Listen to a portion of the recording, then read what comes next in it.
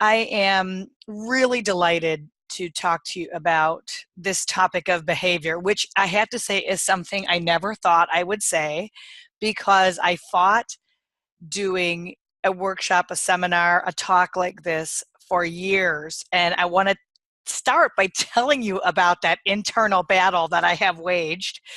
Um, I started my career working with kids with the most complex needs. So my background and certification is in what we would have called at the time severe and profound disabilities, and to folks that struggle just to regulate their own emotions. And so having had these experiences with folks with so many needs, again, and I'm working with small children on all the way up through adults, it always bothered me when people talked about managing behavior, because everybody that I was supporting was, I could see how much they struggled. I could see that whatever was happening was harder on them than it certainly was on the people around them.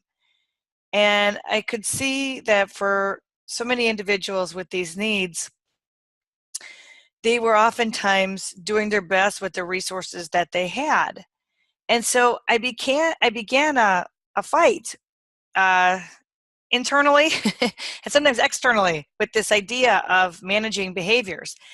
And as a teacher, that really persisted. And then when I became a university professor, I taught at Syracuse University. That was my first teaching job that I was given, was to start the new program, start a secondary education program where I would be rewriting and rethinking our master's for secondary. So I started by looking at all the coursework that was available. And one of the courses that stuck out to me as I thought about revisioning the program was a course that you often find in these kinds of programs, and it was a course called Managing Challenging Behavior. And that was the first course I started to work on with real zeal. And I ended up changing the frame of the course, kept most of the objectives. I kept a lot of the material. The class was actually looked very good to me. It included all kinds of supports and learnings that you would want a new teacher to understand. So how to create a contract with kids who are struggling with each other, or how to teach kids how to, of course, at those days we weren't talking so much about mindfulness, but some of the techniques connected to mindfulness were there, maybe without that label. But ideas for structuring the classroom in a way that would be helpful. So I liked the content, but what was missing, I thought, was a frame that was actually beneficial for a new teacher. And so I changed the name of the course for beginners, for starters, I should say, with the title of took away managing challenging behaviors, and I called it Creating Safe and Peaceful Schools. And I thought this would be non-controversial. I thought, boy, they're going to think I'm so clever for reframing this for everybody. And the university didn't mind, but the state of Illinois didn't like it at all. I remember them basically writing back and saying, like, what is this class? And you forgot to add your behavior class into this mix. And I said, well, that is my behavior class, and they wanted me to really go back and look at the language and the title. And I just remember struggling back and forth with them about this. And I thought, boy, folks are really attached to the idea of behavior as a thing. That's the first thing that bothered me, is I thought I don't want to call this managing challenging behaviors for two reasons. One is behavior isn't a thing. And so I thought it was more helpful to think about context. And the other thing that bothered me was the title was Managing Challenging Behavior. And in my experience, people don't like to be managed, and I don't like to be managed either. And I thought from the get-go, we're setting these new educators up with a mindset that probably isn't terribly helpful. So anyway, I can't remember how that ended up with we had some compromise, and it became this title that was longer than the syllabus itself. But I got some of my language in and they got some of their language in. But flash forward a couple of years and I was writing my first book, and it's probably the book that if you would have any materials or you would know my name connected to materials, it's probably for this first book I did, which remains the most popular. And that was a book called You're Gonna Love This Kid. And it's about teaching students on the autism spectrum.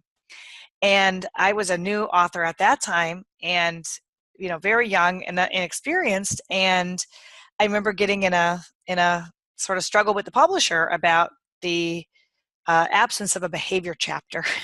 And so they really didn't like the fact that I submitted a manuscript for this, my very first book, without a behavior chapter. Who's going to buy an autism book without a behavior chapter? And that's what they said. And I said, well, don't worry, I've covered all the material that one would find in a behavior chapter. So I have information about how to, what kinds of supports are helpful for kids, like, visual supports and chunking your material down and making sure kids feel sensory safe and so on and so forth, and working with parents. Working with the student. And they said, right, but we still have to have a behavior chapter. So they weren't buying my assimilation, idea. And they won. I was a completely unknown author, so I had to put that chapter in. But I start that chapter. If you have the book, you'll see that I start that chapter with a little jab by saying, I did not want to write this chapter, but I did anyway. And so things have evolved quite a bit. Since writing the book, I realized having a way to talk about this thing that we sometimes call behavior is useful. And when people are having a real challenge in supporting others, they want to be able to go to a workshop that has behavior probably in the title. So I can appreciate why we create those those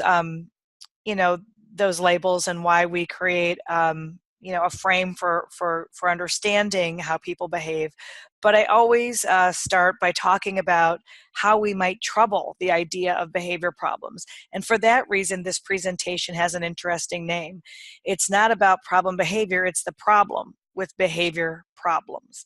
So in other words, I want to say that part of how we can become better supports for kids is by, I guess, problematizing, or really trying to interrogate this construct itself. And so I'm going to do that right off the bat. And in this entire session, we're going to talk about understanding not only our students better, but understanding behavior itself. So I always use these funny little pictures to start this presentation. Well, let me go back a little bit. This is my first baby.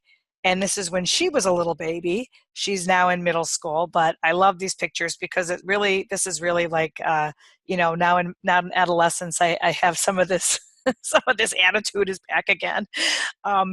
But this is like, the top right corner is her on her first day home, and you can see she's getting a little bath there from her dad, and but she's crying and she's really unhappy.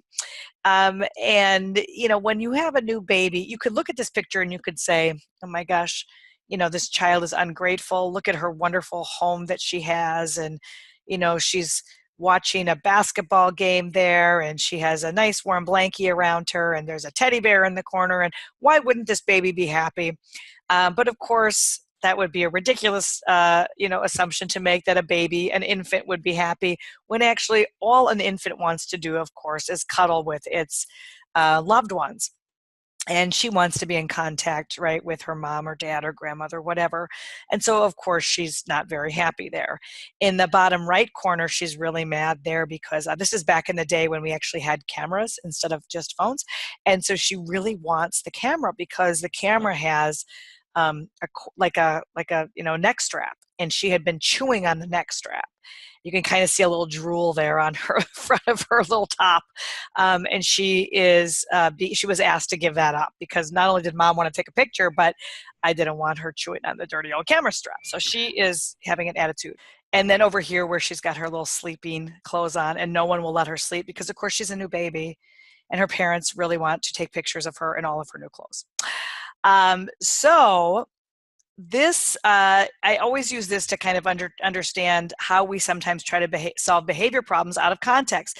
Of course, it's ridiculous to talk about a baby as being difficult, or a baby not appreciating some of these things. And why, babies have certain kinds of needs. And I like to use infants in this particular situation because I feel like it helps us think about human needs. I'm not trying to say people with disabilities are like babies. What I am trying to say is, you have to, if you're going to look at behavior, you have to back up all the way into human needs. and say, what do we need as human beings? And when those human needs are not met, especially for people that are compromised in many different ways, they may exhibit some of these challenges. So what we have with dear baby here is that she doesn't have, in one case, the sleep that she needs, those human needs, physically, those needs are not being met. She doesn't have the contact with people up in that top right corner. She wants to be near a parent. And in the bottom right corner, we have somebody who wants preferred materials, who's craving those materials in order to feel sort of, regulated, for lack of a better way of talking about it. So that is how I want us to think about the work today. That's how I want you to think about the presentation, is what kinds of supports would we put in place if we backed all the way up to human needs and thought about things in those terms. So I always say these are some of they're not the only things, but in a 2-hour presentation, or a time we get through, some of the housekeeping, an hour in some presentation, I'm only going to have time to talk about, a handful of things. And I'm going to focus on these 3 that come through in these silly pictures. One is engaging curriculum. And that's not something that we talk too much about. It's something that I'm going to hit more in the second session in a couple of weeks. But it is something that we're going to come into a little bit in the second part of this presentation. And how I want you to think about curriculum is, what are we asking this person to do all day? So if you work with adults, it would even, or older kids, if it's not curriculum more strictly, what does the day feel like for this person? And would I show up and behave, quote unquote, for a day like this? So is there joy? Is there connectedness? Is there interest here? Is it appropriately challenging? And so all those good things should come into play. The right top corner, we see being surrounded by people who care. And so we have to think about relationships. And that, again, is something I'm going to hit more in our, these are kind of like the big categories for our next session. But, how connected does this person feel? And this is really critical, because for a lot of people with very significant needs in particular, they may not, because of maybe a loss of language or reliable communication, they're not traditionally connecting with folks. And so we have to make sure that kids have that in their lives. And then finally, in the bottom right corner, we have favorite materials. And so I kind of joked that she doesn't have, her camera cord that she can be gnawing on there. And so what would a child, what would help her? And for a lot of our kids with disabilities, there's so much going on in their lives that we want to make sure that they're comfortable from a sensory perspective. We want to make sure that with so much going on in my day, that if there are things that, bring me joy and connection, that I have access to those things. So specifically, we will talk about, one of my areas of study and interest, which is connecting to the fascinations and the special interests area of students with disabilities. So that, I think, is a good kind of starting point for us. And I have some other sort of fun pictures to share with you. This is my daughter when I say being surrounded by people who care. This is her when she's with one of her grandmothers, who inexplicably is dressed like, I don't know, she has like a little German outfit on. But so with her grandmother, now she's smiling, right? So that's kind of, we see that the joy and connection there. She has her blankie, her materials are in place right here. Back to those human needs. When I have my human needs met, I feel more myself. I feel more whole. And so here's my punchline of these slides. This is the first edition of You're Gonna Love This Kid.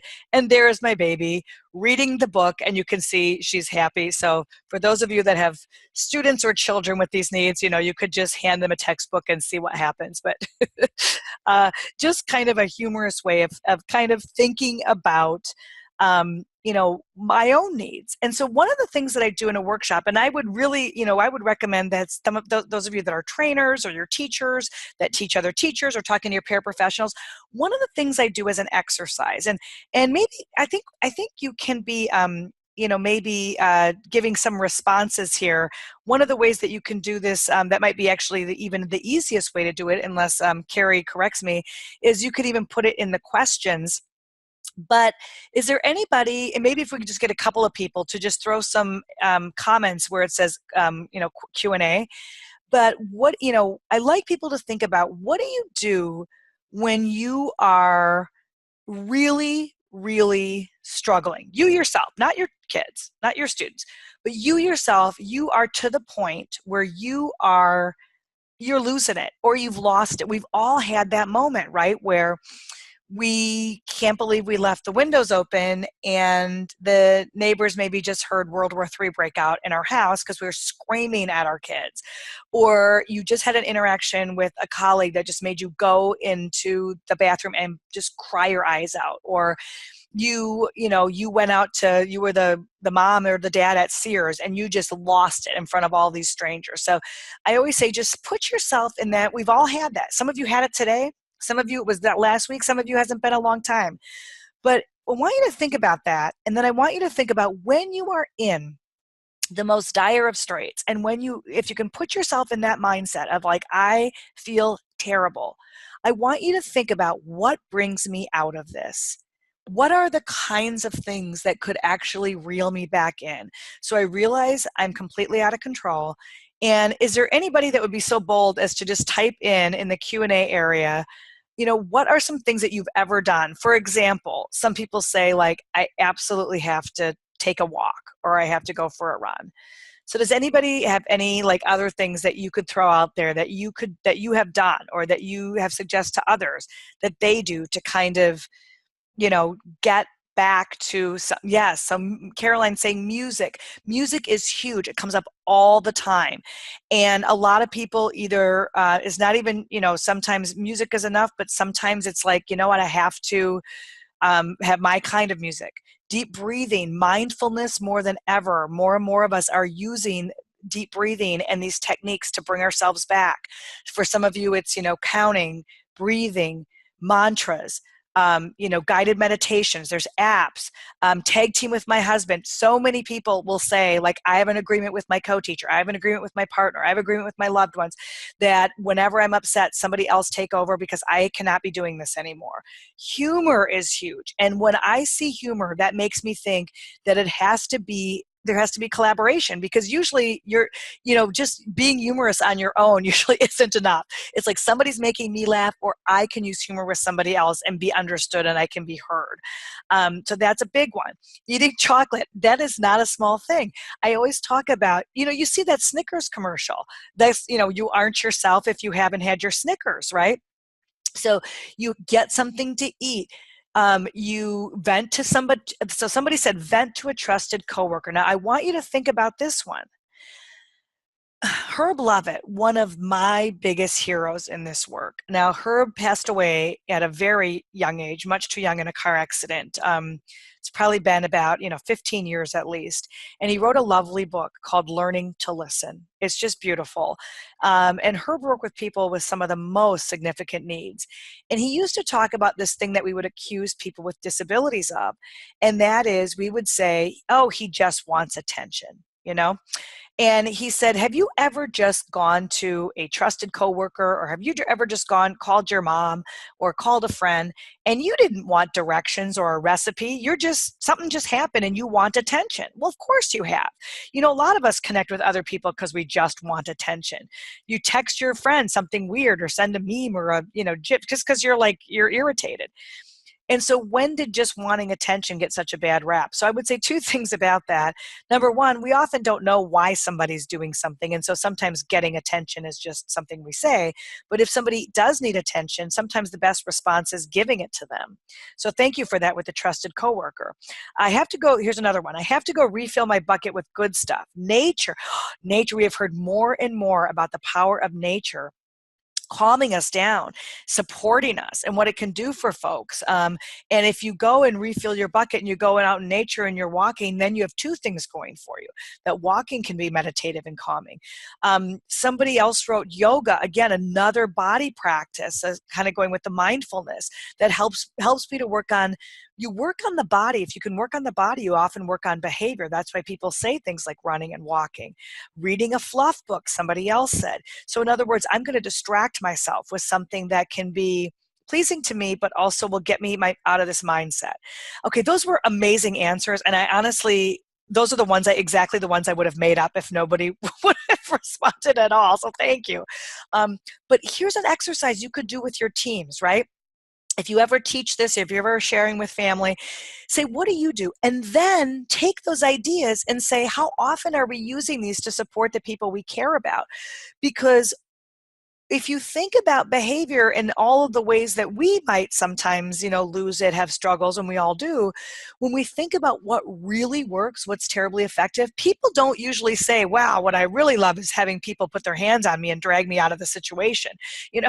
I mean, nobody says that. I mean, maybe there's one person in a million, but most people would say no. Like, I would, in fact, if you put your hands on me, things are going to go in a bad direction, most people don't say, like, please, I like it when people remind me of the negative consequences. I like when people tell me how much I've screwed up, and that's one of the things that we sometimes do with kids is, okay, well, you know what, you just lost the pizza party. Sorry, you messed it up.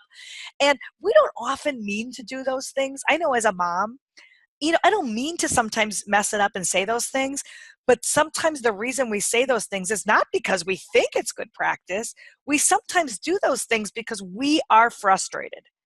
And so one of the things I hope that you can take away from the workshop today or the seminar today is that this series of 3 seminars is actually a meditation. It's a meditation for me because this is hard work. It's so hard. I'll tell you what, a percentage of people listening to this seminar, this is second nature to them. They are calm beings and they know how to do this, and this comes naturally. But that's a small percent. For the rest of us, this is something we work on constantly. And so one of the things I will say to you, if you're an educator or a therapist and you support a team, you work with a team, you've got paras, or if you're a para, you work with teachers, families, if you're on these teams that you might advise and give ideas to, keep in mind that you need to support each other to be honest about these levels of frustration and what's difficult, and to say, you know what, I wasn't at my best today. To be reflective when something happens, because if we're not honest about the challenge of this, then it's really going to be hard for us to get to creative solutions. So I just wanted to note that and also give you an idea for this little exercise because I think it can be incredibly powerful. All right, so let's move on. And let's look at what I want to do is kind of like starting from this place of, really understanding and thinking about what I call the house we build for kids. Oh, I'm sorry, Carrie. For some reason, the advance isn't working here. Let me see. I'm gonna come.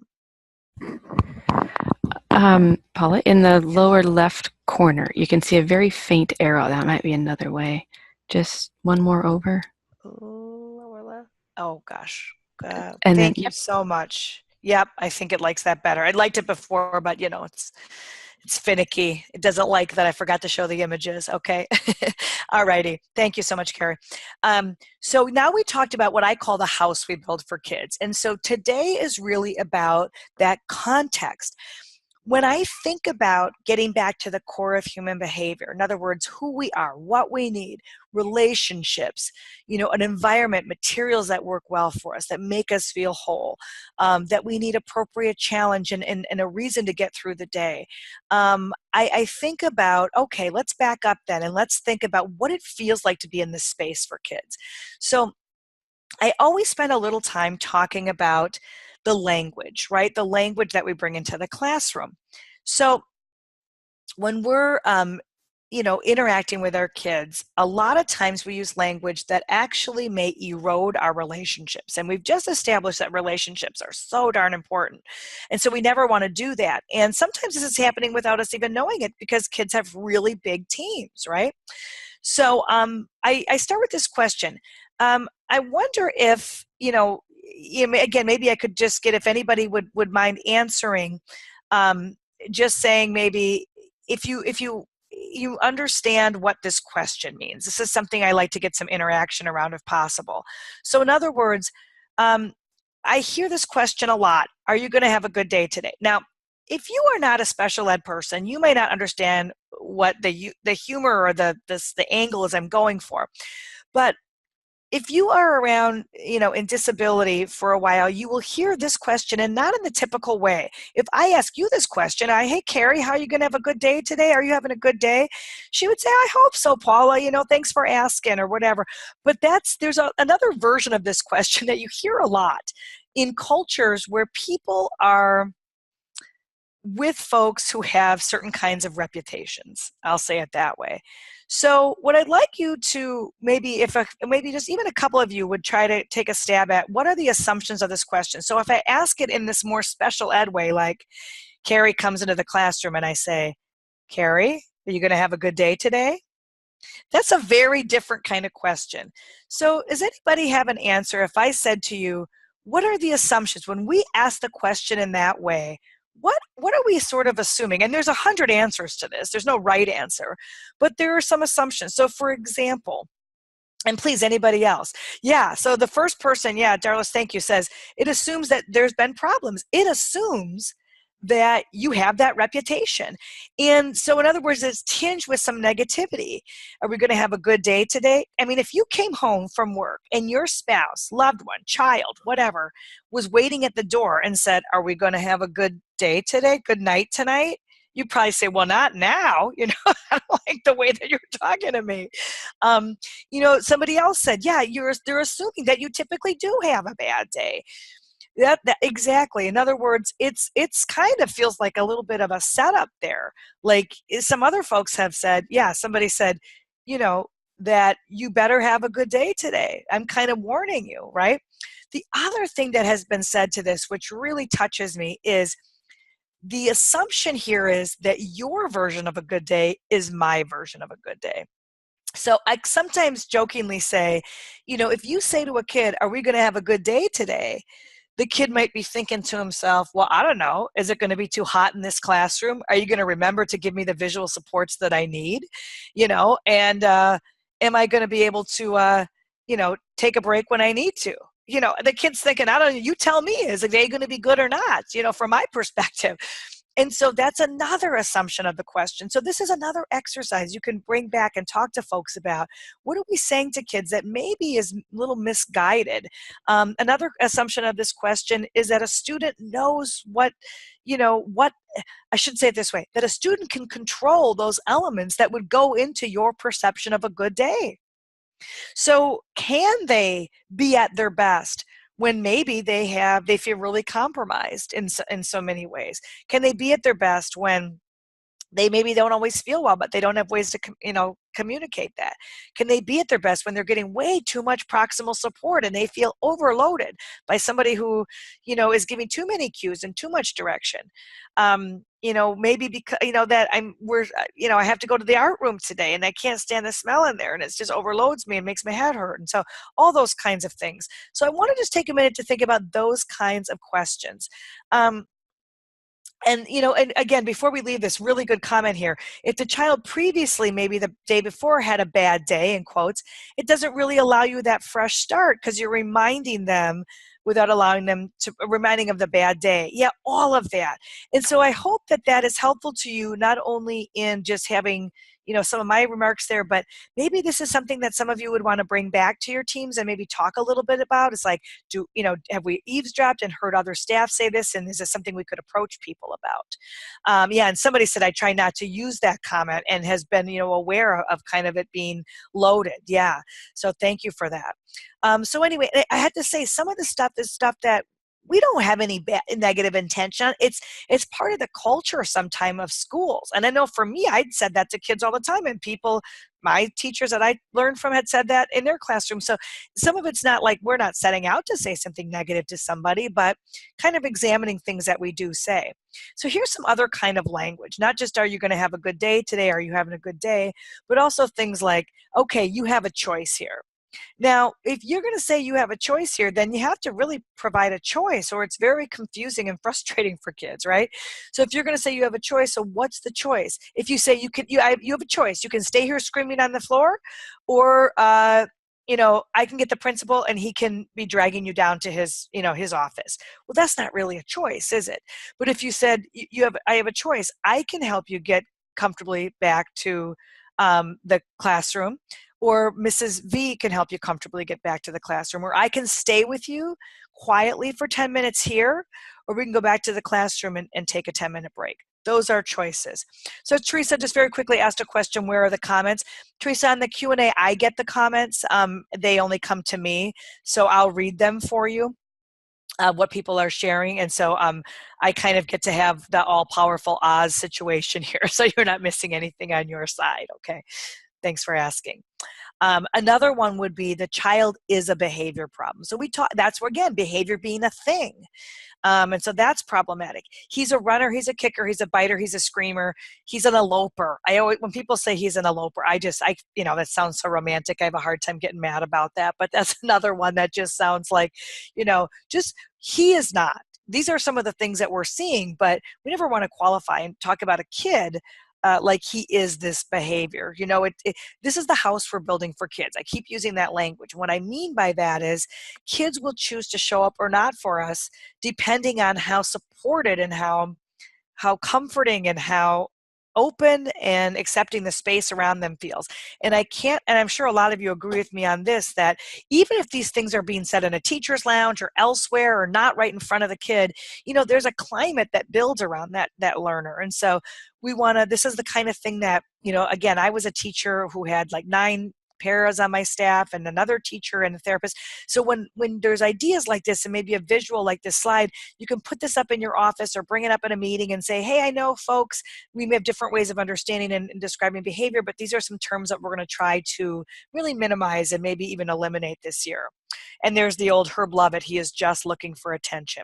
So that brings us into not just language to watch in terms of it doesn't build this strong and powerful and helpful home for kids, but let's also talk about what I say, when I think of in terms of, are you sure? I'm skipping ahead one slide. I will go back to the other, lead to gold, but I just want to skip ahead one because it goes so beautifully with that last reminder. And that is, if you want to take one thing away from the work today, from the seminar, and you say, I want one practical thing, I would say this is something that you could use right away. It doesn't seem like language could actually change your life in terms of behavior support, but when I tell you moving from real observations and away from interpretations can be life altering in the classroom, because it will help you get to the problem itself so much faster. It will open up your brainstorming and creativity in ways that are sometimes, to me, still mind-blowing. If folks around you are using this interpretive language, it brings you into a different place in problem solving. So for example, let's look at this first one. She thinks it's funny when she acts this way.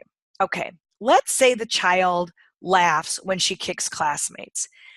I would say that at least half of the time, and I'm being generous, that this kind of behavior is in play, and I ask the staff about the behavior, at least half of the time I'll get a comment like this. She does this either to get attention, or she does this because she thinks it's funny. Well, I'm not going to say that, not knowing this fictional child that we're talking about, I'm not going to say maybe she does think it's funny. I don't know. But what I know from a child that doesn't have a lot of ways, doesn't have full communication or doesn't have the most reliable communication, like somebody that uses echolalia, for example, or somebody with just, again, they're limited in the way they express themselves. If that kid is laughing, and I see this happening pervasively, even if he laughs, I don't know it means that he thinks it's funny. All I know in a true observation, if I'm going to solve the problem, is that he laughs every time he sees this. He kicks so-and-so, he kicks Troy, he kicks Sheila every time he sees those kids. And when he does it, he laughs. That's where you solve the problem from. If you go to, she thinks it's funny, then you start solving a problem of teaching that's not funny. That's not funny that we do that, right? But we don't know that he thinks it's funny. Let me talk to you a little bit about something that I'm going to highlight in the next session, and it's called movement disturbance or movement disorder or movement differences.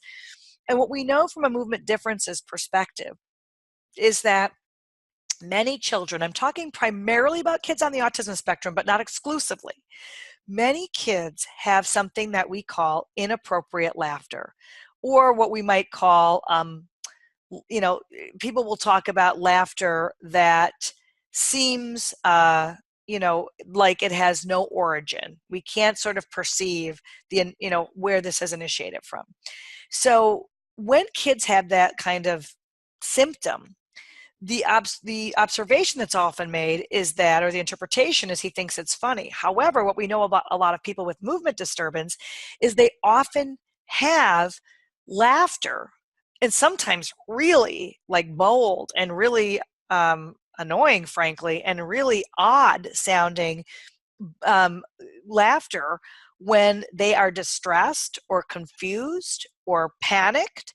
And I'll give you an example of this. I was working with a kid years ago when I was at Syracuse, and I remember I was with my friend Michelle, who knew the family really well. And the father of the family confessed to my colleague that he had been chasing, he got so frustrated with this little boy who had kind of like, you know, a lot of really, you know, these kinds of behaviors that looked really annoying. And he said he would just get so mad because the kid would, you know, do things and then he'd laugh. And the dad started chasing him around the house with a wooden spoon. And he told Michelle, I have never hit him, but he said, it's all I can do to not hit him. It's all I can do to get myself in control. And he was very vulnerable with her and trying to get help from her.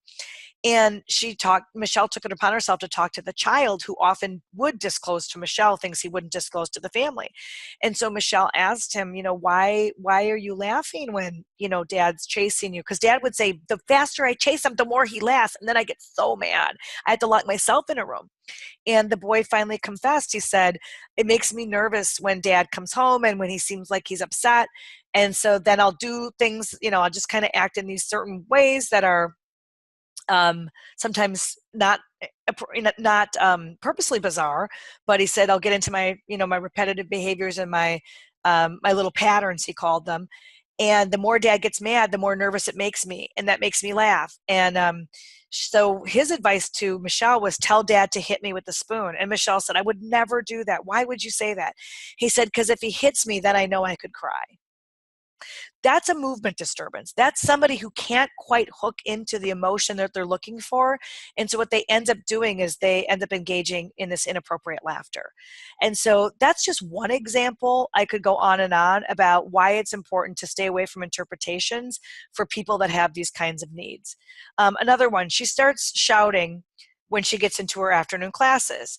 She acts like the annoying orange, and kids sometimes laugh at this. This doesn't mean she likes attention. We have no idea what it means. Unless she says to you, I love attention, all we know is that she's engaging in a pattern and behavior that's really unusual. And so we would want to start at the point of like, why is she doing this when she gets in the classroom? Is there something about the transition that's hard? Is there a student that she's associating with the annoying orange and she's trying to make a connection with that person?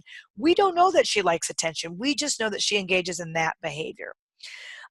When the bell rings, he lines up, but then he runs back to the swings.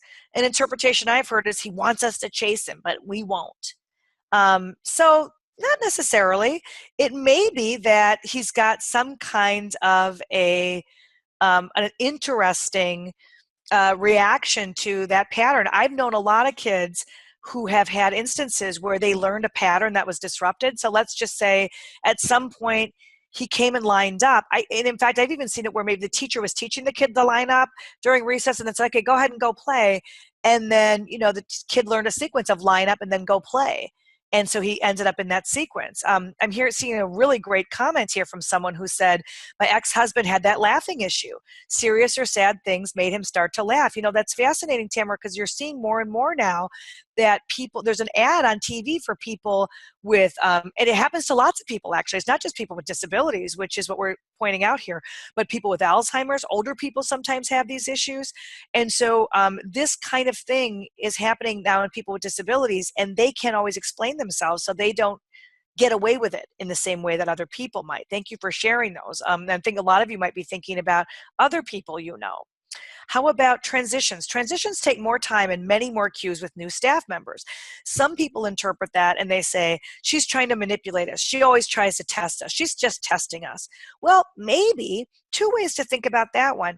If you had 6 staff members in your life, or even 3, who were in charge of you, that's what I call shepherds. When you have a lot of people in charge of you, And maybe they all have you transition in a different way. They all have different ways of understanding your fascination. They all, react differently when you act like annoying orange. And so I'm not saying that somebody wouldn't try to test. Let me say it this way. I'm not saying that everybody who takes more time with new staff members is trying to quote unquote test somebody. But I actually think in many ways, testing somebody wouldn't be the most absurd reaction when you have a lot of people reacting to your behaviors to see how does this person understand my behavior? How are they going to react when I do this? I would like to be able to do that more. And how does this person, react when I do it? Is it going to be a response that's painful for me? Is it going to be something that works for me? Anyway, just kind of playing with some of those ideas. All though, what you want to work with is transitions will take more time with new staff members. And it might also be, if they're getting lots of different reactions from different people, it might be time to have a conversation about how we are supporting this person. We're going to talk about that actually in the second half here. And then finally, you see a kid who left the book group and went to the fish tank 4 times during book circle. Okay, someone might say she's trying to avoid work again. This is how she escapes the situation. She escapes challenges. She gets to do that at home. Well, I tell you what, I met a child once and everyone was saying, she's trying to avoid work. She's trying to avoid work. When we gave her more comfortable seating, she actually stopped leaving the book circle. And so for this kid, I think she was getting up every time when she had more demands put on her. I think she became more aware of her body. Things became more challenging for her. She didn't feel as sensory safe. As soon as we changed the environment, and it took about 5 tries to figure something out, giving her new pairings, changing the materials, changing the pace, taking the demands off, so on and so forth, she stayed inside the work circle. So I don't think she was avoiding work at all. But what I would say is the work interesting? Is the work appropriately challenging? And why is she leaving? When she leaves, what does she do? Does she like fish? What if we move the fish tank? Anyway, you get the idea. So just part of solving a behavior starts with really naming and knowing, what are we looking at here? And if you put interpretations in there right away, it's really hard to figure out what's happening. So let's just back up and go to my last slide, because this will help too. I think this kind of information will help too. Thomas Armstrong, I highly recommend all of his work. This is, when I was introduced to his work was in the 1980s. And he was writing about the multiple intelligences framework from Howard Gardner at Harvard University. And what he was doing was he was talking about celebrating strengths and things like that. And he said, we often talk about kids' needs in these negative frames. And if you reframe, you might be able to find support ideas. So I liked how Thomas Armstrong thought about that. So in 2013, when I rewrote You're Gonna Love This Kid, I revisioned something that he had called Lead to Gold, and I did it for autism. So he had written about learning disabilities, and so like learning disabilities, and he calls them learning differences. So I took all of that frame, and I actually took the language that we commonly see with autism, and I reframed it. So here's what I have. And again, what I would ask you to do today as a practical takeaway is maybe, pick some of these and go back to school or home or whatever it is and say, this year, we're going to change our language. We're not going to talk about obsessions this year. Whenever we note somebody's obsessions, we're going to talk about his affinities, his passions, his interests, or his strengths. Or we're not going to talk about somebody being hyperactive. We're going to talk about them being active, full of energy. You're not going to take away the actual description, but you want to be able to provide a window for possible supports. So, for example, I had a young teacher say to me at one point, "This kid is so out of control. He's so hyper. I can't get him to sit down. He won't even sit. He doesn't even sit for 5 minutes." I understand what she was saying. To be fair, the kid she was learning about and learning from had a lot going on, and he really was active. And so I said to her, "Is this the most active student you've ever taught?" And she, being a very new teacher, she said, "Yes." And I believed her. And I said, "Okay." I said, "Does he require more breaks than any kid you've ever seen?" And she said, "Yes." And I believed her. And I said, "Then that's what you should write. He's an incredibly active student, and he requires very frequent breaks, and you can even give the recipe for that. He requires hourly breaks, and these are the breaks that are the most effective for him. That's what I mean by, if you can shift lead to gold, you can often end up in the situation where the supports become more evident. And so you're not trying to sugarcoat. That's not what you're trying to do. You're trying to say, if somebody's going to bite you, like, I want to know someone's going to bite me. Don't just say, well, he's up for new tastes and textures. You want to say, hey, when this child is stressed out, when unexpected transitions occur, when there are loud, jarring noises, he has been known to engage in these 3 behaviors. And so you can say it, but put it in some kind of a context.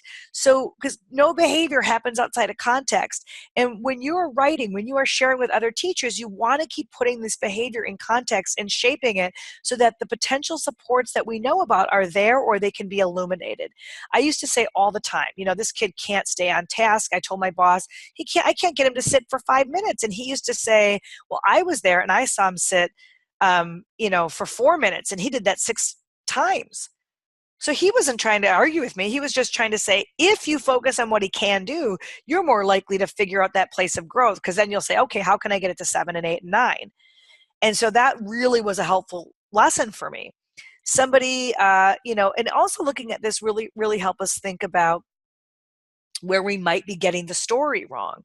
So I think kids with Down syndrome get accused of being stubborn all the time. This drives me just up the wall, because so many kids with Down syndrome have those movement problems that we talked about earlier. And the reason so many of them get seen as stubborn, I don't think kids with Down syndrome, they're not more stubborn than any kid on the planet. In fact, it's interesting. You scarcely hear a kid with autism being talked about as stubborn. We say they perseverate, right? But a kid with Down syndrome is stubborn. Like, these are labels that we have really bought into. I think what happens for kids with Down syndrome is that they often have very limited communication, especially when they're little. I shouldn't say often, but especially young children. Their tongues are fat. They're struggling with communication. They're getting their speech therapy. When you're telling a young kid who's got movement problems, body problems, and doesn't have full command of all the vocabulary, all of the words that they want to share and say, and you tell that kid, I want you to line up at the door with the class, and the kid says, the kid can't say, I can't right now, or wait, I'm processing the directions that you're giving me right now, or I wasn't ready for that direction, or I'm still trying to finish this actually, and it's going to take me a minute to get all those. They might not be able to say all of that, but what they do have is the word no. And so you'll hear a lot, no, meaning I can't, I don't want to, I'm confused. It means everything. And we should feel lucky that kids have that kind of language and they can resist. We don't want any child to be so compliant they'll comply with any adult. Some adults should not be complied with, right? There's dangerous situations out there. So we want kids to have agency in their lives. And so that label of being stubborn, I think, can be very, very misleading. So if somebody does have the tendency to want to do it themselves, that could be seen as this emerging skill of independence, and potentially also somebody that has the sort of the skill of agency, self-protection, all those kinds of things. So be very careful about language in general, that it may be a little misleading. Kids who are avoidance behaviors, that might be requiring breaks. Perseverating, kids that have hyperfocus, they have the ability to focus for long periods of times. Somebody who's stimming may actually be regulating. I'm not saying that every kid is getting more comfortable and sort of helping their body to stay in space, but that's what we're seeing for lots of kids. So keep these things in mind. I always say about communication problems even. If you do not have command of your own voice and your own words, that is problematic. There's no doubt about that. That is definitely a problem. However, those same kids who are able to communicate and can, who can do things like, have a conversation for an hour using only the scripts from Godfather 1, 2, and 3, that's also quite incredible. The fact that somebody is taking and appropriating the language from a cartoon and making themselves understood is incredible. There isn't enough research on echolale and how kids have taken it and used it as a tool, but That's why I say kids who have communication deficits so often have communication abilities that are often extraordinary. They're compensatory. But that's why I say sometimes we want to look broadly at communication differences, both at the needs that they have and then the abilities that come from that. So that not because we want to admire problems, because we want to build on the skills. So hopefully that's helpful to you in some way. All of these tools are in place because I'm hoping that some of you can take these back, talk about them with your groups, and then maybe say, okay, Paula, that's the one thing I want to adopt and change with my team or in my family or families you want to bring to the school is I want to do lead to gold this year, or I want to look at observations versus interpretations. I'm trying to frame these time that we have together in these kind of ways of thinking that could be adopted kind of in whole or in part. So as you're sitting here and learning on your own or with others, think about which of these are the most provocative and interesting to you. All right, let's spend our last segment together now moving into, okay, so what do we do about it? And so I kind of have this midpoint here where we ask, okay, now we know what is necessary. How can we effectively and sensitively support people? And I really want to just take a minute here to say that I think it's important that we have, again, a different frame. I don't want to beat a dead horse, but, I just want to say, when we support people around behavior, we are really trying to do one thing. We are not trying to change them. Now, listen, I want to change a lot of my behaviors. I'm not dismissing the idea that change is helpful or, useful. Because some of these problems are so complex, if we just study the behavior itself, we sometimes can lose focus on what's important, just like with the interpretation versus observation. But if we can take a step back and look at a focus of how do we actually create a better quality of life for people, that's really what we're after.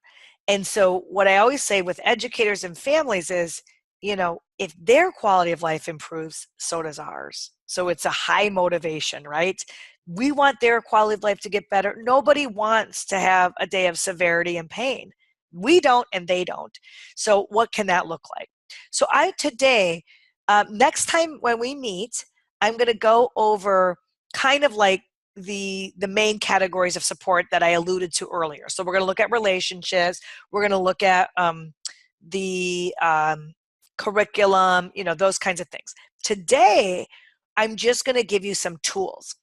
And these tools will fold, I think, very beautifully into that work. But today we're going to focus on kind of these, because I wanted you right away to have things that you could take home. And so let's go into the tools, and you're going to see sort of the shadows of where we're going with this, I think, in terms of these larger categories of support. Okay, so first thing I do before I go into picking a tool is I'll say, okay, first of all, is there a problem here? This seems like a really odd question, but sometimes there really isn't. Sometimes and it's like, in other words, what we could easily just, fix this situation with a conversation, or maybe there's a misunderstanding, or maybe it's a family home school communication thing, or I just didn't understand. So first ask, is there really a problem here? And if you decide that, yes, there is a problem, this actually is something that needs work, then we want to say, well, where is the problem and who has the problem? So locate it. Is the problem, between the student and teacher? Is it the teacher that's struggling more? And I want to give you an example of this. I was supporting a kid named Marcus years ago. This is when I was actually observing student teachers, getting my doctorate. And I was working with a young student teacher who really had this great idea of putting one of her learners, a kid named Marcus, in the band at school, the high school. And what was so cool was that he's really good at drumming. I'm sorry, he didn't even, what I was going to say is he didn't use music. He could play music from just watching others and hearing the music. And so I thought, wow, that's incredible, right? Who wouldn't want him in the band? Well, the answer was the teacher. Marcus had a really unusual behavior. And that behavior was that he had this echolalia, and when he got nervous, it really came out more and more. So what Marcus would do is the teacher would say, okay, everybody get your instruments ready.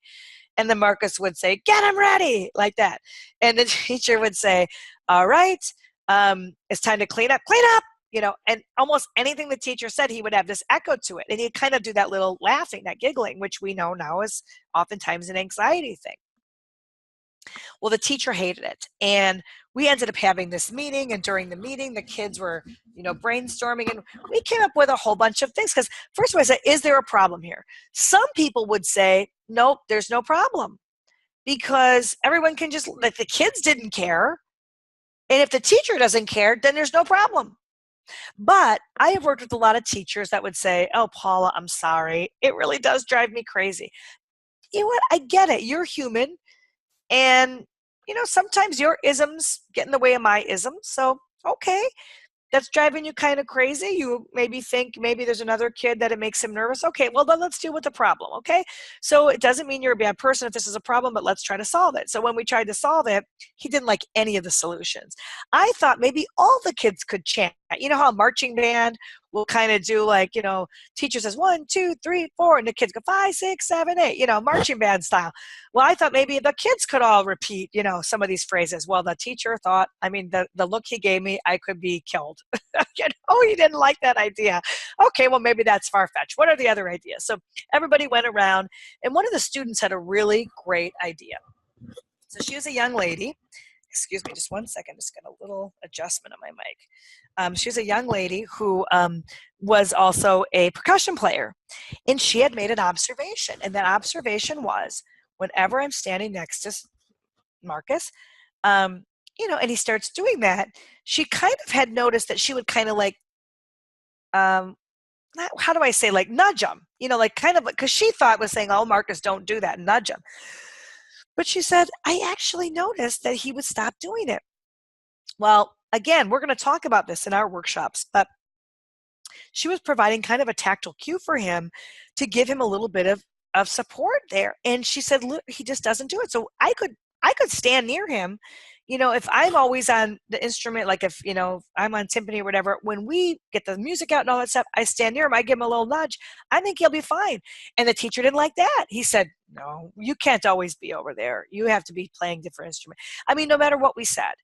So in this case, I would say the problem may be located, maybe more with the teacher, right? So where is the problem and who has the problem? I've even had teachers that say, the problem is with me and you can help me solve it. I had one teacher, she said, it drives me crazy that every time he comes in, he just walks around the classroom, walks around the classroom 4 times, walks around the table 3 times. This actually drives me crazy. What should I do?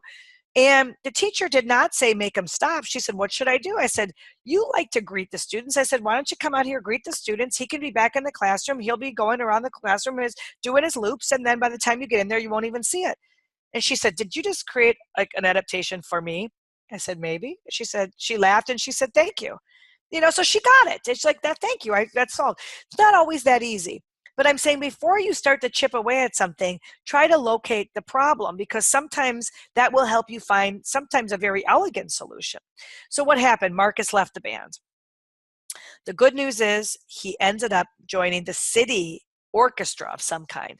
It was a very, very strict conductor. Very strict. And I thought, I don't know if this is going to work, because when I met this conductor, I thought this guy's all business. But remember, Marcus is a really good drummer. So Marcus would, get ready and he would play and he would say, do all stuff. And he was still yelling out. And this conductor, again, this very strict guy, he thought it was very sweet. And he would just, if Marcus would say, okay, get ready, the conductor would say, oh, Marcus, you are so funny. And he just had this great accent and he went with it. And the most amazing thing happened, and I bet a lot of you are guessing right now what happened, that extraneous speech slowly started to fall away. So it's interesting, the stress was gone and he was able to kind of just follow along without any reinforcement and echoing at all. Okay, so how do we now think about these tools? How do we think about this? Well, one thing is, as soon as you examine the support, you want to think about, okay, is what I'm doing supportive? That's really the next thing you have to look at. So where's the problem? Now the support, what does the support look like? And how am I taken care of? How am I taking care of myself? What are my values and beliefs? That's one question you always want to think about. What are my values and beliefs about kids and helping them? Am I understanding this is about changing the quality of life? Am I reflective? This is so big. I said, this work is so hard. I cannot emphasize that enough. I mean, every morning that I wake up to parent adolescents, I remind myself this is not easy. It is not easy to be zen. It is not easy to be appropriate. It is not easy to be kind. It is not easy to be the grown up. And if somebody spits in your face, which I've had happen, or bites you, it's not easy to have the answers. Having someone that you can go to, whether it's your spouse, if it's your own child, your own support system, other parents, whether it's a teacher, another teacher, principal, social worker. And part of your plan should be, when I am finished, quote unquote, supporting someone's behavior, who can I talk to realize, was I supportive, and did I act in the way that was the most helpful for the person, and being honest about that. Am I taking care of myself? Am I overloaded? Do I have the tools I need? Do I need more training? Do I need that reflection board when I'm done with a challenging situation? Just because you're a special ed teacher doesn't mean you're great at this all the time or don't need help. Who are your supporters? Who's your team? And then also, do you have an articulated philosophy for how to be in times of great crisis? So those are also questions I want you to take away today and talk about them with each other. And as you think about both, where is the problem, and questions about what does support look like, you will start to come to some ways of choosing a response to some of these challenges. So one of the things I want you to think about, I just want to spend a minute on this, and maybe we can even get a few reactions from folks on this one. I'm sure you've all been in a situation, whether you're teaching or your own child, where somebody has a complete meltdown. And I'm talking meltdown like everyone stops what they're doing. So whether this is at Sears, again, I was that person at Sears when my kids were toddlers. I won't even go into details, but so thank God there's no footage of it that I know of. Um, and there you are trying to support your child or your student. When you think about some of the rougher times in your life or things that you've witnessed, maybe it wasn't you, I want you to think about what a kid sees or hears when that support is less than ideal. And let's face it, a lot of times it's less than ideal, whether they're being supported by paraprofessionals that are completely new to the field, or if you're a paraprofessional, you've seen that maybe you've had a colleague who hasn't had the training that they've needed, or maybe you're a paraprofessional and you saw something with the teacher that you didn't think was appropriate, but yet you didn't know how to confront or talk to the teacher because of your own power issues, of being a paraprofessional, or teachers, you didn't know how to talk to a therapist. So when you've been in that and you've seen somebody who's really felt like you've been there, or you've seen somebody when they've really not been doing it in a way that's supportive, what are some things that you have seen or heard? And if people could just throw out, like, what does it look or feel like to a child? So I'll throw out one thing. When we have been supporting somebody, when I've seen people or been there myself, I would say that somebody would see voices that are too loud. That's not the appropriate volume. So someone might even be yelling, for the person to be quiet or calm down, but that person is screaming those directions or is using a tone of voice that's just not helpful. Even if you're saying, calm down, and you're gritting it through your teeth, even though you're quiet, that's the person gets the point, right? And it's not communicating calm to the person. Another thing that you might see or perceive is that people's bodies look tense. So I have seen somebody saying the right things, but their face is red, or there's a vein popping right out of their neck. They look angry, and I can tell that they're angry, but it's not going to help me potentially get calmer, right? Other things I've seen are that the kinds of language or the words that are being offered up are not going to actually pull me out of this. When you all talked about what was helpful to you, you said, boy, it's helpful when somebody's listening and I make a connection and humor is used. Nobody said, hey, remind me of the consequences. So when somebody's, supporting a behavior, but they're telling somebody, you know what, you didn't get your your sticker today, or you're not going to get the positive mark, or you're not going to get the check or the smiley face. That's not helpful. And so those are some of the things that I've seen, and I've seen more than that. Another thing I'd like to add in is that I've often seen too many people coming around. And so your moment should be supported by one person, maybe two if needed, but not four, not the Last Supper. I've seen that. So somebody said, I saw somebody with an impatient tone of voice.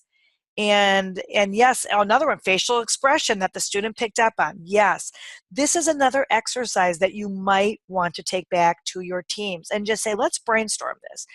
When we support kids, what do you think that they typically see? No judgment zone, right? And then give some ideas about how we can do better. And I talk about crisis specifically because that's kind of the granddaddy of all behaviors, and it can be helpful. If you can get a grasp on what you're doing for crisis, you can back into what you do on a daily basis. So some of the supports I talk about that more generally, before getting to tools, but just things that we can do to kind of help us to help them is, first of all, remind everybody in our team, do not take any behavior personally.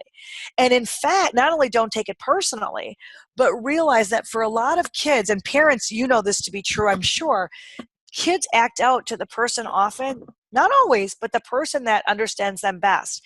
So parents know this. The kid hangs in there all day and then comes home and loses it. Why? Because my dad understands me, my mom understands me. And so I can lose it here. I can just have my meltdown at home, whereas at school they don't understand me in that way. Or I'm going to wait till Mrs. B gets here because she gets me and she's going to get the brunt of this because I just feel safer losing it around Mrs. B. So not only don't take it personally, but I've seen situations where I say, boy, you should take this as a compliment because it's clear that you're the most connected to this kid and he saves it for you, and it's probably because he feels he can.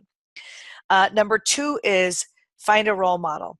I'm sure you've all seen the WWJD bracelets that kids wear for religious education.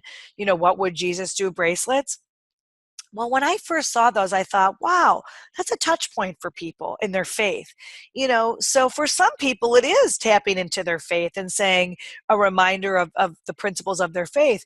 But you don't have to get that deep with a role model. You could just say, WW, what would Mrs.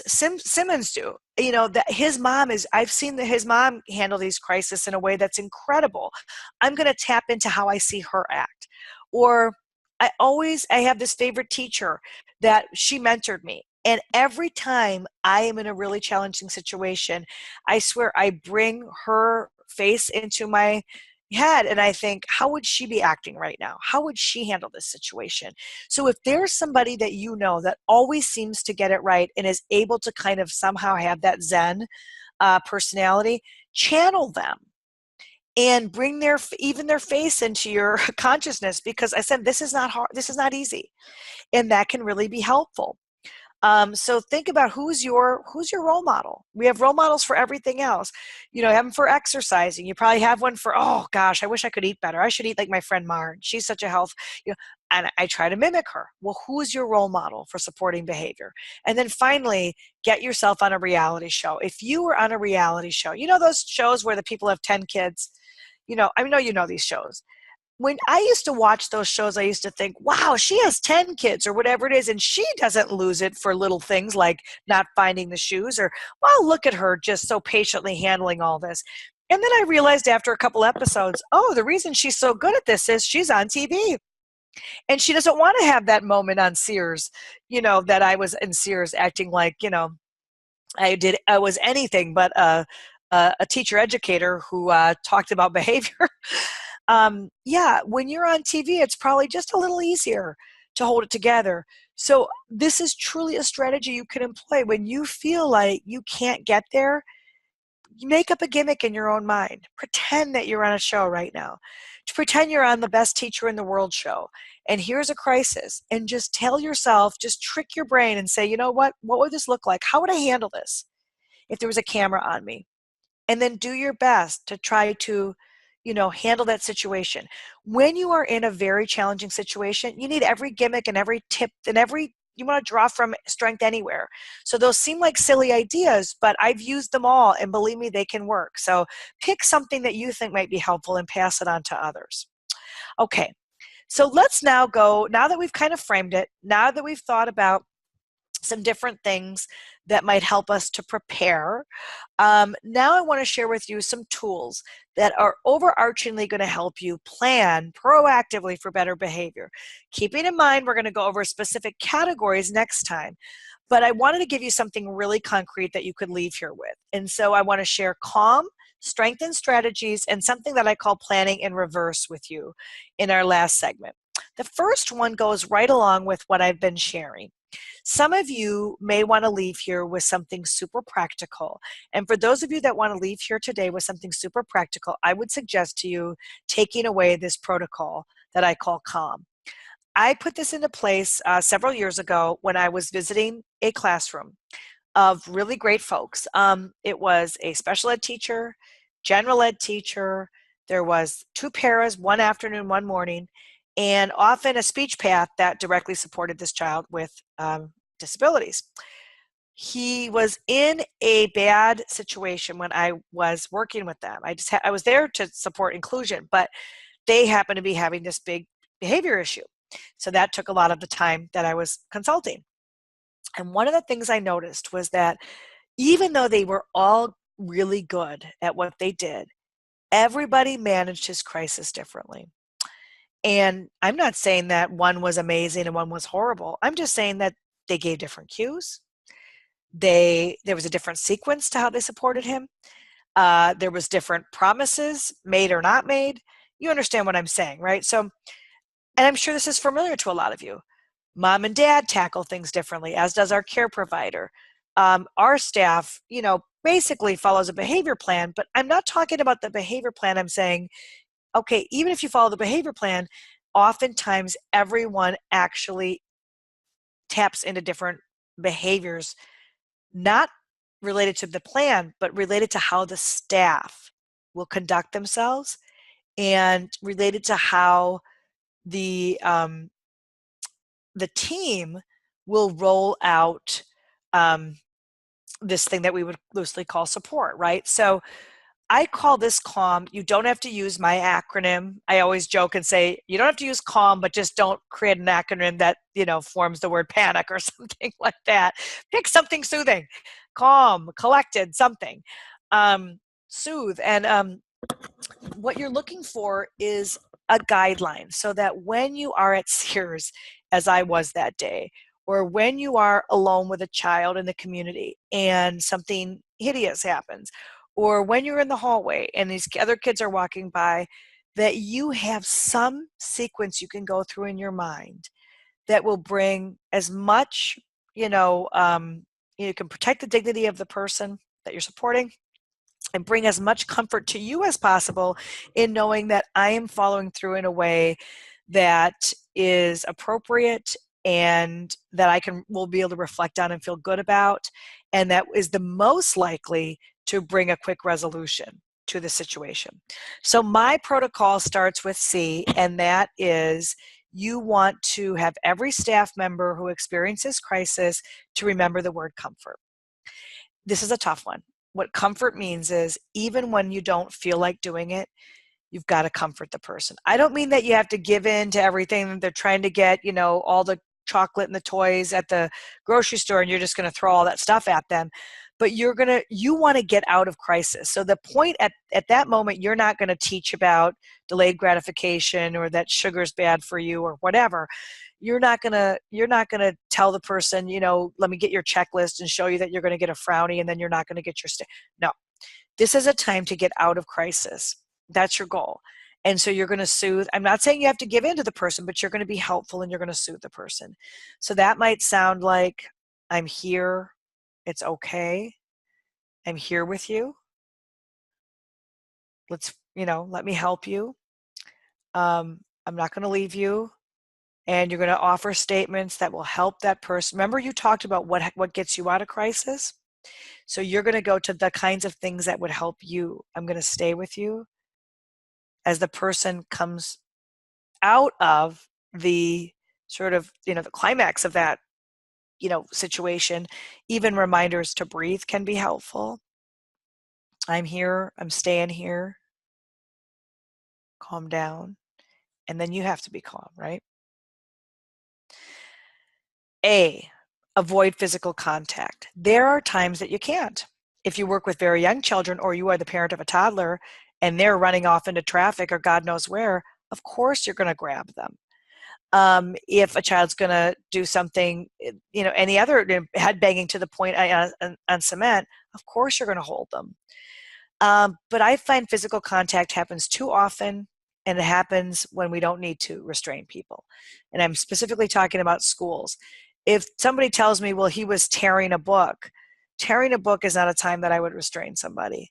I would restrain somebody when they were hurting themselves or others, or there's a great potential that they will hurt themselves or others. And tearing a book doesn't fit that criteria. And the reason for this is there are times, and by the way, I'm not talking about parents and caregivers of young children who put kids in a kind of a hug hold to be soothing, as a comfort measure. Parents especially, I trust you. I know that you know your child well enough that can be super soothing. I'm talking about what I would call restraint, and I'm specifically talking about professionals who may not understand that line as much because they don't know the person as well as a parent does. And so for most kids in most situations, the minute you put your hands on them, you're going to escalate the crisis. So sometimes that's the name of the game. Like, there's nothing you can do. You have to do it, and just have to know that you're going to escalate the crisis. But that's why it's important to avoid physical contact if possible. L is low voice, low key. So that means nobody should hear you, unless the child's hard of hearing or something like that. I mean, there's exceptions, but if I have a behavior situation I'm dealing, with over here in one hallway, I shouldn't be able to hear you in a different hallway or in the classroom. And so often when the kid escalates, so do our voices. And so one rule that you can use is when the crisis escalates, you should de-escalate, and especially with your voice. You want to physically think about taking deep breaths and getting calmer. This is hard. Practice it with staff before they're actually in the position of using it. There's nothing easy about this. Somebody's just bit you. Someone's just spit in your face. And you're going to work on a low voice, and you're going to work on low key. And you're going to work on telling the person, I know you're upset. I can see you're frustrated. I want to help you calm down. Breathe with me. Stay with me. Low voice, low key. I think you're confused. As soon as you relax, we can talk about what's coming next. Low voice, low key. You will instantly know after each meltdown if folks followed your crisis plan, because you'll know if you heard them down the hallway or not. You'll note if they avoided restraint when possible, and you'll know by listening what kinds of messages were being sent. Finally, you want to manage the space, and that simply means you don't want to have 10 people at your side. You want to have some kind of a cue that you can use to let folks know, I need another person. That could be as simple as holding up a finger. I need one more person, or I need two more people. You can even have numbers for people. That number 2 means this person. Or if I sign American Sign Language A, it means get Allison. But yelling get Allison isn't usually very comforting. Or get the principal's name, get Miss Battenhausen. Well, that's not helpful. The person now knows they're in big trouble. So having some cues that help you manage the space, even if you have to use your walkie-talkies or your phones and things like that, but doing it in a calm voice. And you could even if you have to use a verbal command, even for your phone, you can even use commands that code words. And I know families that do this too.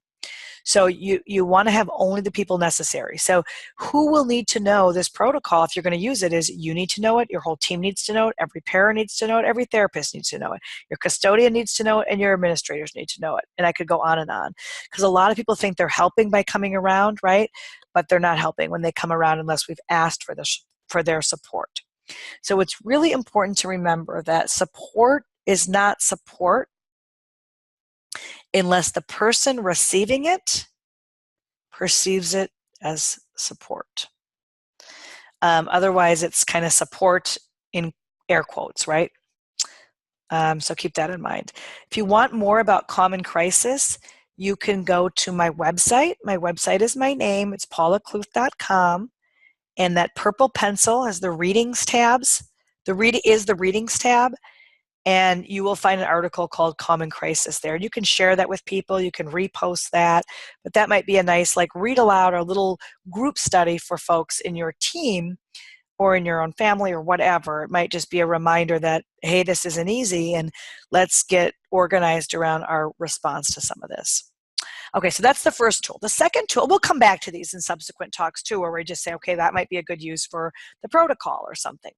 Here's another thing that you might want to adopt. It's one of the most popular tools that I use, at least for inclusion. So I'm going to show you what it looks like in an inclusive classroom, and you could use it for getting a kid involved in, church, going to it could be it for anything.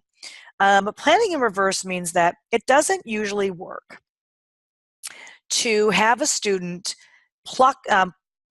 dropped into some kind of a context and just having them do it the way everyone else is doing it and kind of crossing our fingers and hoping for the best. For most of the kids that I have worked with in my career, again, I work a lot in inclusive schools, we have had to plan backwards. And that means that instead of looking through, here's a kid, we're putting him in first grade, and he's just going to do what they're doing, and we're going to give him a bunch of rewards if he does it right, and if he sits for morning meeting, he gets a reward, and if he does, that doesn't, I think, work well for lots of kids I know, because then they don't get their rewards because it's really hard for them to learn the sequence and all the new activities, and then they get upset, and then kids are being hauled out of the classroom for huge chunks of time because, he didn't get the reward. And I just find it works so much better to sort of start where they are strong. So this is a little bit of an odd visual. I have to interpret it for you. But what it looks like is a kid, and his name is Jason, how I started with what works instead of what was expected of all first graders, and how we backed into a more typical schedule. So if you look at January through May, the end of the year, that was what the typical schedule looked like for all first graders. So I'm all the way in the gray column. Kids started the day with circle time, and they had they had like their morning meeting, and then they went into this reading workshop time, and then after that they had like a morning recess, and there was some other things in here I'm leaving out, but then lunch recess was after the continuation of workshop, and then they had math when they came back in, and then they went into science or social studies every day, and at the end of the day there was daily review, and so they had specials in there too. But anyway, this is typically what a day looked like. And when I tried to plunk him right in there, it didn't work. And so what I did was I started where he was strong with what he could do. So if you look at September and October, this is what I came up with for his day. He started the day, he couldn't sit in circle time, and he couldn't go to morning meeting. He could do that for small bits of time. So he sat for a little bit, and he listened, and then when he started getting up and feeling antsy, he took a walking break, and he would engage in different school jobs. So the teacher came up with this, like, oh yeah, at that time it was like, take the attendance down. And then we would have him go and, I don't know, take the attendance for everybody else. At one point, we noticed he needed more time than that. So we started a circle morning meeting activity once a week where kids could write postcards. Now, again, this was several years ago, so we didn't have as much technology, but even if we did, we probably would have had to think of a creative adaptation for this. We had the kids write, they could write postcards or letters to kids in the middle school. And the middle school was a neighbor in the parking lot, same parking lot, but it was quite a ways away. And so we wanted the first graders to work on authentic writing experiences. And so we had actually a real mailbox in the school, and kids could, they adopted pen pals in the middle school. And most of this was cultivated because we needed Jason to get more exercise, which we know is a preventative behavior support. And we wanted him to connect to what they were doing in the classroom, which was some literacy work. So we had him always, pick up these letters, and he would finish doing the jobs in the school, and then he would come back, and one kid, so kids would only get to do this once a year usually, or once a semester, he would take one kid from the grade, and they would walk over to the school. They would deliver the stuff.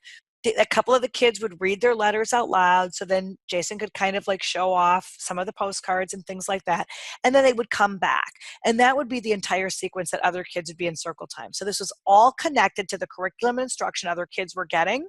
He always got to do it with a peer, so it was inclusive.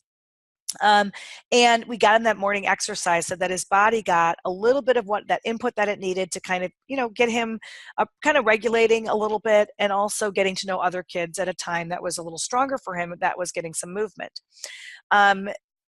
In the second segment, he would go to the reading and the workshop. At first, he would only go to 12 minutes at the listening center. He liked the listening center. And so he would go to that, but then he was usually done with that, or he kind of wanted to stay at the listening center. So if he was done with that, we would let him go and just explore the classroom library. So somebody would read to him, like if he picked a book out of the library, the classroom library, then a peer would read to him, or maybe a staff would read to him. But the only part of the workshop or the centers that he would engage in was usually this 12 minutes of the listening center. If he didn't go to the other centers, he didn't have to leave. They didn't fight him or give him rewards for going to the other centers. It was just, you know what, that's what he can do right now, so let's set him up for success. And so on and so forth, right? He would go to morning recess twice because he needed more movement than other kids. His body was so messy and he had so much going on that we found that this was a place where he was strong, and getting more of that input was really helpful for him. So he not only went to recess with his class, but the other class went right after him, and he stayed for recess. That way other first graders got to know him, and that was really helpful because some kids were scared of him because they saw him running around the school and teachers chasing him. And so now they got to know him at a time when he was strong, which is going down the slide and running around the playground, right? So he had that extended recess. We couldn't get him into math. And so he would also often play these computer games. We didn't have the apps that we have today, but we would just grab some of that stuff. And we had a pit area right outside the classroom. So this was an open concept school. There were no walls, just partitions. And so he often sat at a table that was very near the classroom. Other kids also worked in the pit because they used a lot of centers. So he wasn't completely out of the classroom in the learning experience, but he was accessing these larger materials like this big abacus and stuff. So he did that for math, and sometimes he'd bring a friend and he would do those kinds of things. And so maybe his general ed teacher or special ed teacher would do some small group with him and his friend. And then he would go to specials, not just for his class, but he would go to specials with other first graders, sometimes other second graders. If they had music, he would go to music with other first graders because music was such a strong area for him. And we found if we just made him go to science and social studies, he would just run out of there. He wouldn't manipulate the materials. It was hard to get him to sit down. So we could have just pulled him out and gone elsewhere, but we said, well, or we could include him in specials. We could still keep him included, but just not doing what other kids are doing in his classroom, but he could be included and get to know other first and second graders. And so he did that. And at the end of the day, it was hard for him to stay for the daily review. So he often stayed for just a few minutes, and then he would have other kinds of classroom jobs like in the beginning of the day. And you can see how this evolved. I'll give you an example with lunch recess right there in the middle. He only had extended recess on some days. He was starting to want to go in with his classroom to start math. So that was like really great. In November and December, he started to go to specials with other first and second graders, but he occasionally didn't want to leave the class if they were doing a really cool social studies or science lesson. So if they were doing sinking and floating and he saw the fish tank there and they were throwing stuff into it, he wanted to stay for that. And so he started staying occasionally. And if he wanted to stay, they said, go ahead and stay. He started going to more than one reading or workshop center.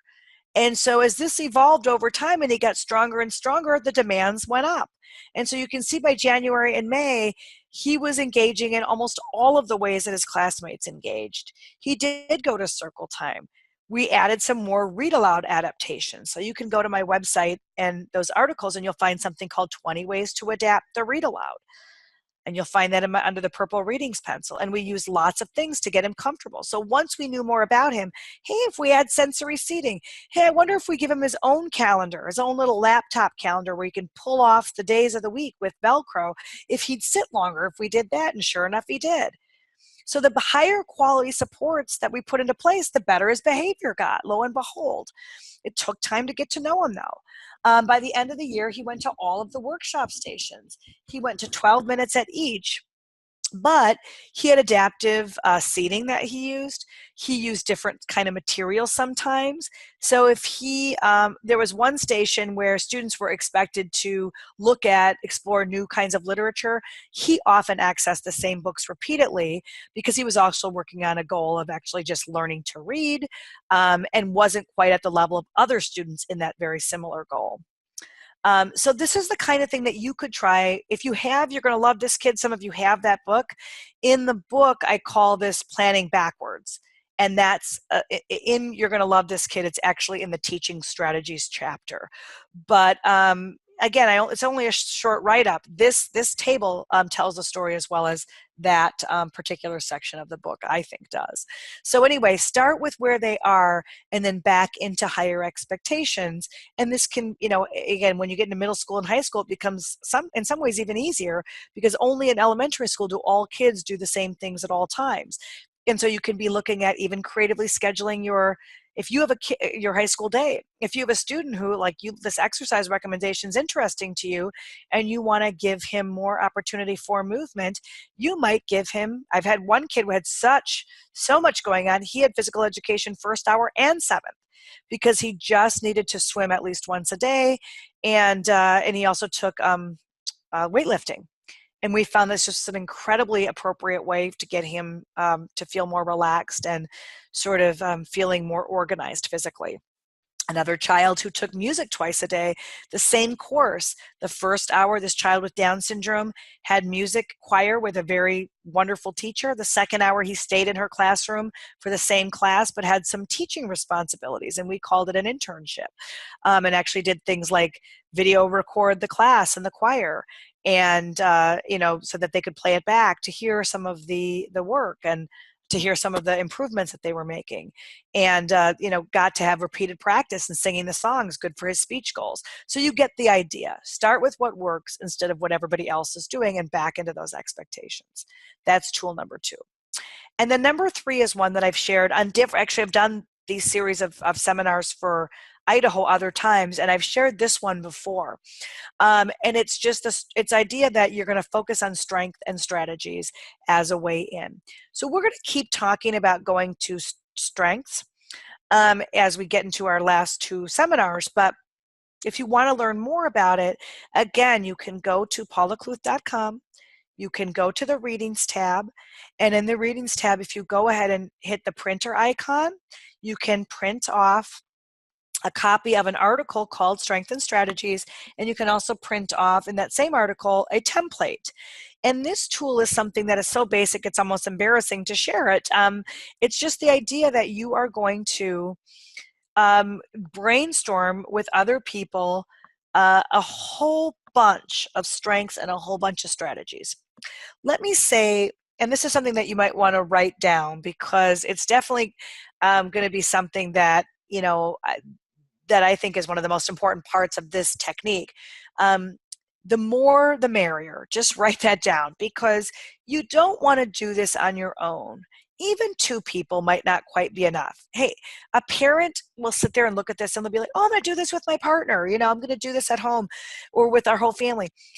That's great, but the whole point of this tool is to have synergy around the team. So I know that a mom can come up with, or a dad can come up with, 30 to 50 ways to provide strength and strategies across a child's day. But if we don't do it together as a team, I can't build off and draft off of your ideas, and we can't sort of have that energy build together. So parents, resist the urge to take this in filled in. Teachers, don't fill it in yourself and give it to parents. Work together. A team of 3 or 4, a therapist, a parent, 2 parents if possible, 2 family, grandma and a grandma and a dad, a speech path and a teacher, that you start to throw some things out. Then I draft off of what you said. For a kid that has a lot going on, it's tough to come up with ideas. And so having all those different people with different perspectives is really helpful. So you say, well, I know he really likes dogs. And, oh, yeah, I know he likes dogs too. In fact, I bring in pictures of my dog, and I like to write story problems about them. Oh, yeah. Does he do story problems? Yeah, yeah, he really likes math. Oh, yeah, we use these apps. So that conversation, I always say sometimes the process is actually more powerful than the product. And so this process process I have found so incredibly helpful with teams that are stuck. If you've got a 14-year-old that has severe challenges and you say, I don't have anything, I have nothing, start with strength and strategies, bring a team together. And I recommend 50 and 50, 50 strengths and 50 strategies that work. And hey, if you've got a real tough situation, you won't maybe get to 50. But if working together as a team, you can get 15 or 20, that is going to be a starting point that is going to be incredibly powerful. So don't knock it till you try it. I have found this to be a really great launching point for a lot of creative planning. The other thing it does is it takes the onus off of the learner, so that instead of just saying, what are we going to have him do? A strength and strategy says, what are we going to do? That, because especially this is hard. And so I have been with kids who are like, I literally have 2 ideas. I don't have more than 2. I need my colleagues to say, you're forgetting to do this, or don't forget he likes this, or change your tone of voice, or how about his love of art? Or did you know that he, is really good at, working on the iPad, and that he can do some of these things independently, or that his grandfather is a resource. And there's so much richness, potential. There's so much richness here and so much potential. So let me just talk you through what these look like before we have to sign off. What I usually say is, and again, the article covers a lot of this, but just in case you're not going to go back to the article, what you're going to do is you're going to sit with your team and you're going to try to come up with 10 to 50 gifts, strengths, talents, and interests. What's cool about these lists is that they're all positive. So you can give this to anybody. It's not like private, like an IEP. It's so positive. Give it to the lunch, support team, the lunch ladies. Give it to the bus driver. Give it to anybody. Give it to your babysitters.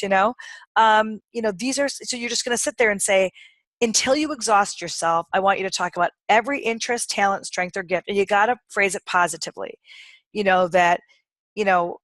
If you really, if you really make him work for it, if you make him work for the computer time, he can sit for an hour. To me, that's not a positive. It's like, tell me what he loves. Tell me what his gifts are. Tell me what his strengths are.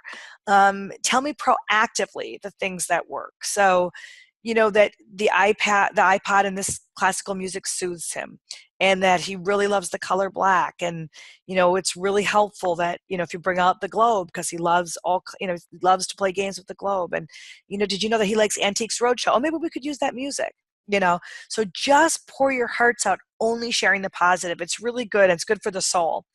And then you want to do things that work. And this one's a little harder to keep positive. So really you want to have somebody on the group that says, that's not positive. Because again, if it works because it's coercive, or if it works because, it's severe, that shouldn't get to the list. Things that work proactively, things that work, they just work. They're just strategies that you've got fluency around, and they're things that work because there's a natural inherent support built in there, right? So the fact that she loves mantras and they work well for her, or just giving her a little safe space that she can retreat to if needed, or bring in the Jonas Brothers, please, or make sure that she has things that are red and she'll love that. And here's the kids that she really likes. And so make sure that you're listing things that actually could be employed as a strategy. And that way, if you can get to 50, when you get really stuck, even on a day when you're just done, you can go to your strengths and strategies and say, aha, I haven't pulled out the use of photographs this week. I really should be doing that. And so that way, when you're going to a behavior plan that's a little bit more, directive in nature, you've got a whole bunch of strategies you can pull from. Okay, so let's go to resources here in our last few minutes. First of all, I want to thank everybody for sharing. The comments were great, and it really helped me to feel like I'm with you, because it's a little weird talking to yourself in a room. So it's great that you guys contributed so much, and they were such lovely comments. I really appreciated the input that you provided.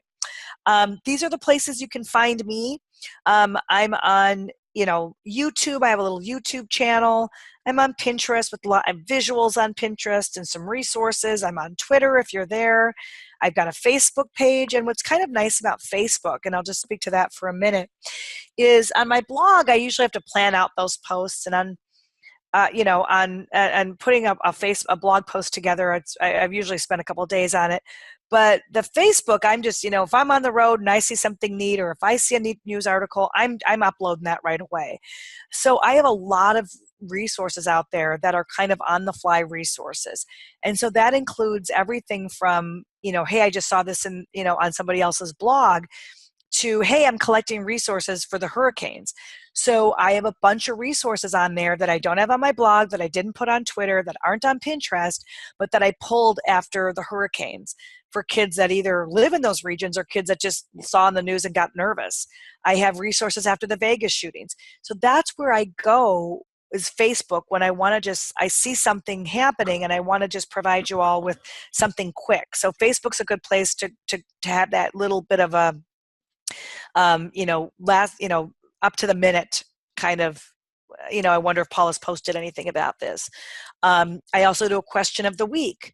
So this week is, what's your favorite Halloween candy? But usually it's more substantive than that. And I'll say, hey, I have a student who's fascinated with ceiling fans. What are your ideas? Or I'll say, hey, what are your stories that you read that are inclusive, to kids? Or, so if you're looking for a way to connect with other people that have similar thoughts, every Sunday I post a question of the week. So that's a place to kind of get in touch. I have a blog called Differentiation Daily that's more lesson stuff, so not as much in tune with what we're talking about today. But because I think curriculum is your best behavior support, it's tangential but not central to our talks.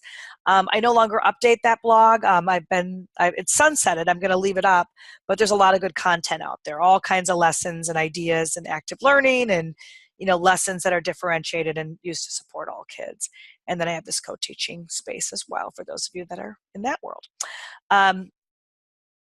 There's some of the products. If I'm talking so quickly about a book and you didn't get the title, all of those books are on the website too, on paullakluth.com. So if I'm flipping through and you didn't get information, that's where you can get it. All right, I want to share with you a few other blogs before I sign off, because there's some behavior stuff out there, as you already know, that I don't love. And if it's really essay coercive, or if it's very severe sounding, or if it's about managing people, it's not my favorite. But there are some folks out there that are doing such lovely work. I gave you the title of a book, Learning to Listen, and that's Herb Lovett, Lovett. It's not a light read. It's a little heavier, and it's a little bit of a deep dive. But if you are especially someone that this is an interest area, like a lot of parents that you also do some, you're also a support person in the community, or if you are a teacher and this is something you're looking for something to share with others, maybe even some chapters. But it's a deep dive into a more humanistic way of supporting people. Another resource is, I'm going to just jump ahead because it goes well with Herb's stuff, is this conversationsthatmatter.org. And you have to pay for this resource, but there is some preview in there. And it's not for everybody, but I love it so much. So I thought I would share it. And it's essentially a series of videos put together by my dear friend and colleague, Norman Kuntz. And Norman's a man with cerebral palsy, and some of you that know this field well may know Norman. And he decided that one of the hardest things to teach in behavior and beyond, and even inclusion, is attitudes, values, heart. And so he started interviewing his friends. And he started talking to people with disabilities and saying, would you make a short video clip? And so Norman put together a website with interviews from all these people that he admires, and you can buy a subscription, and schools can buy a subscription, and group homes can buy subscriptions. So again, there's some preview there that you can look at. I don't know if it's relevant for where you are and what you're doing. But it's worth, if this is something that you do, is that you work with large groups of people, it's very, very inexpensive. And it's just something that you might want to tuck in the back of your mind, or maybe just for you that you want to think about these values yourself. And that's one of the very few places I know that you can get it. And then finally, De-Imagine, that's a guy named David Piontek. And when I think about the whole that the wonderful that the wonderful Herb Lovett left behind, who talked about so humanely about needs. I'm so grateful for the work of David Petoniak, because he has this great website. I will say he works mostly with adults, but that doesn't mean that the material cannot be translated. And some of it actually literally is translated into Spanish. But you can get a lot out of his articles even for if you work with the youngest children. At least I have. And I just think it's just a very beautiful perspective and a different way of thinking about this work that goes beyond, again, management and really talks about relationships. So for those of you that are with children, especially younger children, the resource I wanted to recommend to you is Conscious Discipline. And that's the work of Becky Bailey. She has a book called Conscious Discipline, but it's this very beautiful way of communicating and connecting with kids, being clear, really thinking about the spirit of children, expecting the best out of children, and really teaching to their very best, making sure kids have the tools that they need. I just love Becky Bailey's work, and I think the website has a lot of free resources. You can see it right there in the almost top right area, free resources. It's definitely worth a visit just to look at some of the materials that Becky Bailey and Conscious Discipline have to offer. So those are just some of my favorites. And then, of course, you can find me too at paulakluth.com, and we went over some of the tips there already. So I want to leave a couple minutes for Carrie here at the end to give you some housekeeping, but I just want to share with you this quote before I sign off. And it's a quote by James Baldwin, who talks about perception. And I do think that today was the day to set us up. I say build the house, have us thinking about our thinking, talking about how we talk. And so until we start talking about, and I put in air quotes, problem behavior and how that concept is somewhat problematic, it will be hard to change anything. That's at least my take on it. So I'll say the world, share this quote with you, the world changes according to the way people see it. And if you alter, even by a millimeter, the way people or a person looks at reality, then you can change it. And I agree. And so we're going to do more than just look at reality, but I just wanted to at least start with that and then be able to end with these gorgeous words as a way to reinforce it. So I hope that was helpful for you, and I look forward to talking to all of you again in a couple of weeks. Thank you.